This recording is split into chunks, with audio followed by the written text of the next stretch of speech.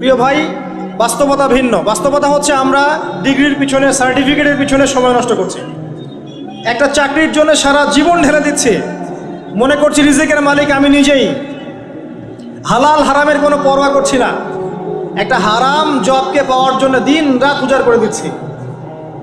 বাস্তবতা হচ্ছে এই যে সারাটা জীবন আমরা আল্লাহর পথে বিলিয়ে দিচ্ছি না, অনেকে গার্লফ্রেন্ডের পিছনেও বিলিয়ে দিচ্ছি। একটা দুইটা দিয়েও পোষাচ্ছে না, এখন 10টা 20টা করে গার্লফ্রেন্ড লাগে।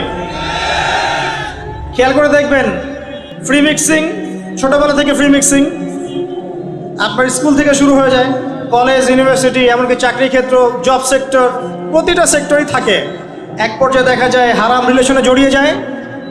তারপরে যদি ব্যর্থ হয় প্রেমে, তাহলে হয়ে যাবে মাদকের কাছে, না হলে সঙ্গীতের কাছে, না হলে গুন্ডামি মাস্তানির কাছে, কিছু একটার কাছে গিয়ে সে প্রশান্তি খুঁজতে চায়। কিন্তু সে বুঝতে পারছে না যে প্রশান্তি আসলে দুইটা জিনিসের মধ্যে আছে। এক, আল্লাহর আনুগত্য, দুই, তার রাসূলের সুন্নাহ।